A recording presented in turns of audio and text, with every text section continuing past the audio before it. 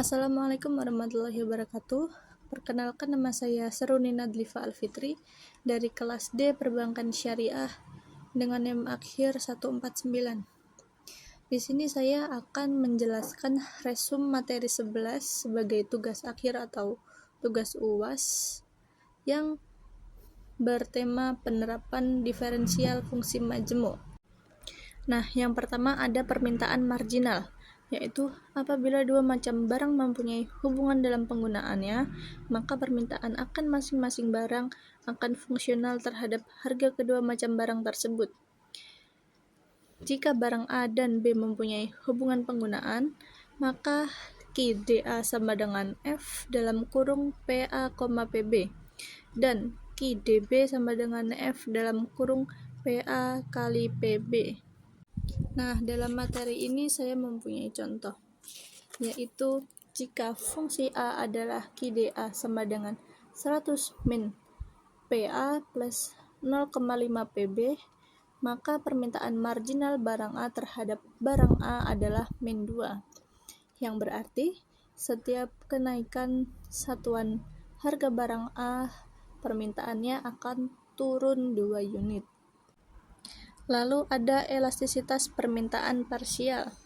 Di sini terdapat dua macam permintaan, yaitu elastisitas yang mengukur kepekaan permintaan suatu barang yang berkenaan dengan harga barang tersebut atau elastisitas harga permintaan.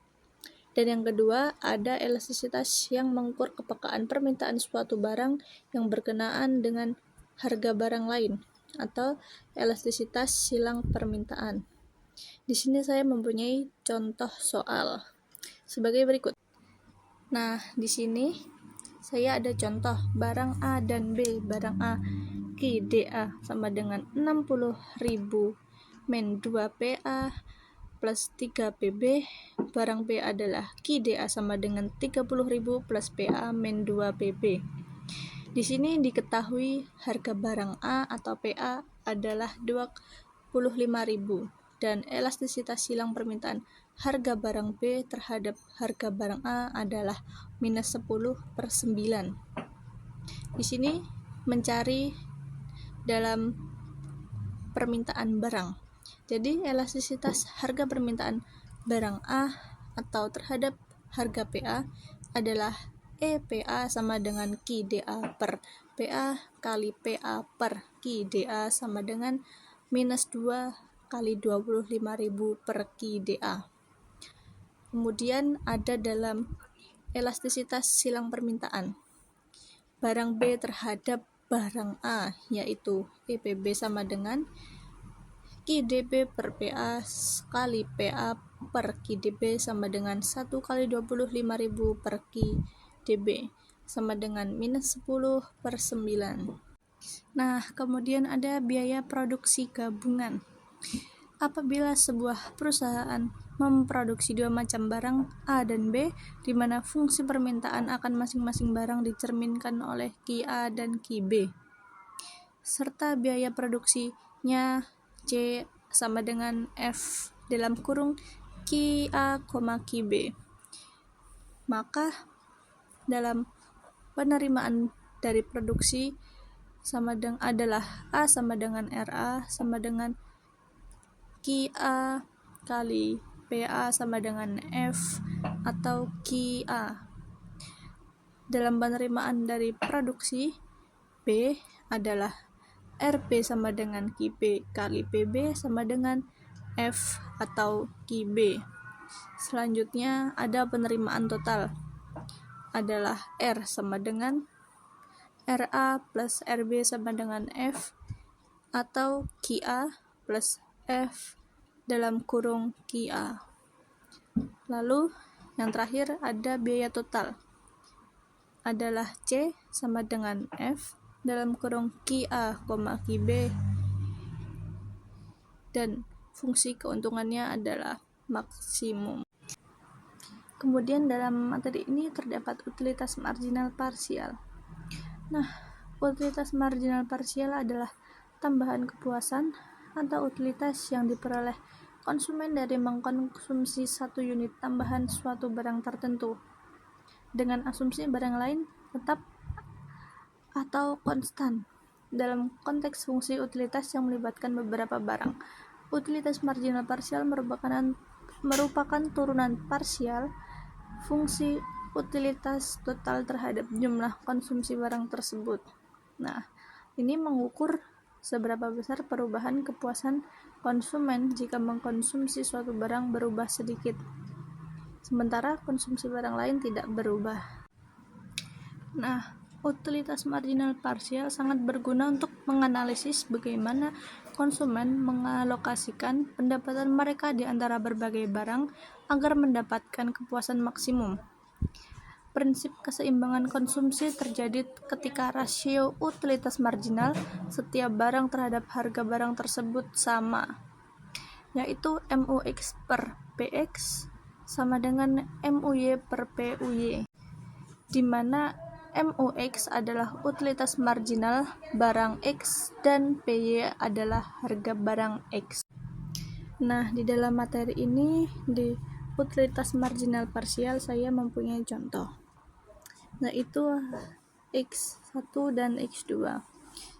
U sama dengan X1 pangkat 0,5 dikali X2 pangkat 0,5. Turunan parsial fungsi utilitas terhadap barang. MU X1 sama dengan U per XI sama dengan 0,5 X1 pangkat minus 0,5 dikali dengan X2 pangkat 0,5.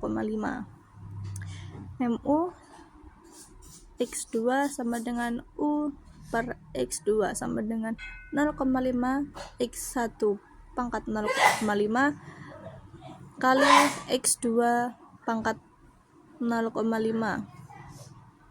Jika harga X1 adalah 10.000 dan harga X2 adalah 20.000, maka MUX1 per 10 sama dengan MUX2 per 20. Seperti itu.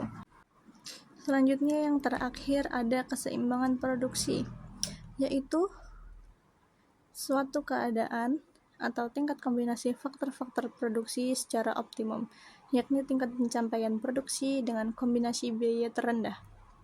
Secara geometri, keseimbangan produksi terjadi pada persinggungan garis biaya yang sama dengan kurva produksi yang sama. Nah, jika pendapatan produsen sebesar M dan harga X dan Y adalah P dan P per unit, maka persamaan budget line dapat dituliskan dengan M sama dengan KP plus IP. Lalu, tingkat kombinasi produksi yang optimum dapat dicari dengan metode Lagrange dengan fungsi produksi P sama dengan F dalam kurung KI dimaksimumkan terhadap fungsi M sama dengan KP plus IP. Nah, di sini saya mempunyai contoh tentang keseimbangan produksi, yaitu fungsi produksi adalah P sama dengan K pangkat 0,5 kali L pangkat 0,5, dengan K adalah modal dan L adalah tenaga kerja. Lalu, keseimbangan produksi tercapai saat MPK per PK sama dengan MPL per PL. Nah, di mana MPK sama dengan P per K sama dengan 0,5 K pangkat minus 0,5 L pangkat 0,5 dan MPL sama dengan P per L sama dengan 0,5 K pangkat 0,5 L minus pangkat 0,5. Kemudian PK dan PL adalah PK adalah harga modal dan PL adalah tenaga kerja. Lalu, jika harga awal PK adalah 4 dan harga tenaga kerja PL sama dengan 1, maka MPK per 4 sama dengan MPL per 1. Nah, jika disubstitusikan sama dengan 0,5 K pangkat minus 0,5 L pangkat 0,5 per 4 sama dengan 0,5 pangkat 0,5 L pangkat 0,5 per 1. Oke, mungkin itu saja yang bisa saya sampaikan. Kurang lebihnya mohon maaf. Wassalamualaikum warahmatullahi wabarakatuh.